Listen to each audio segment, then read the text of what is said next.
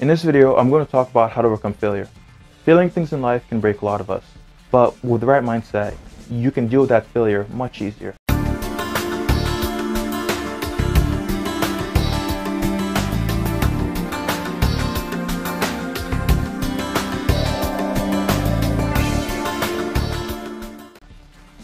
On average, people fail 70% of the time at the things they do, according to a video by Brian Tracy.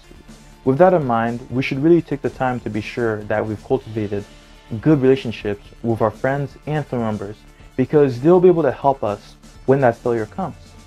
There's been many well-known people that have failed many times at the things they do, but because they stuck to the process, they were able to succeed and generate a lot of money and become well-known. John Wooden is one of them. He was a basketball coach, and for 16 years, he won no titles.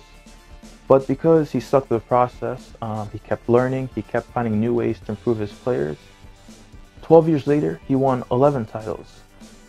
This just shows you, if you stick to the process, you can eventually become better. Jack Ma is also a well-known entrepreneur. When he first started out, he went around asking banks for $3,000.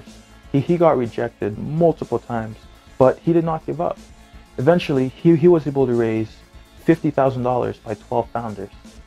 And when the business Libo was created, the first 3 years, it made no money, and people started to doubt him, but he believed in himself, and a few years later, his company is worth billions of dollars. I was watching a TEDx video, and Eduardo mentioned that he had 16 interviews, and for every single one, he got rejected for a job offer. And that kind of destroyed his self-confidence. But because he had taken the time to be sure that he had cultivated a good relationship with his friends and family members, he was able to bounce back from that failure because they kind of helped support him. And when Eduardo went for his 17th interview, he got the job. Now, had he not stuck to the process, who knows where he might have ended up. I myself have failed at many things in my life. In football particularly. When I first started playing in the 8th grade, I was not that good. I was very uncoordinated. I could not remember the plays to save my life. So when the coaches put me in the game, I was all over the place. But as the years went on, I started to work out, I started reading the plays, and I became much better. My senior year, I rushed over 1,000 yards, and I also scored 13 touchdowns.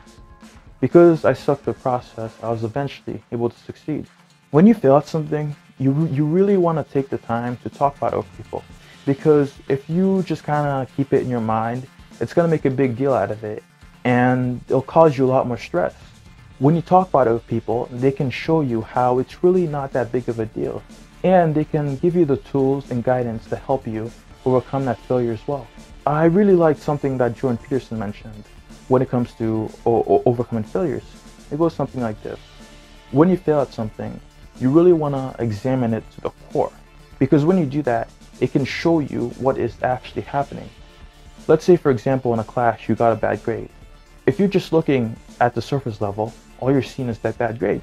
But if you dig a bit deeper, you'll probably learn a lot of things. Perhaps college is really not for you. Perhaps the class you're taking is really not something you're interested in.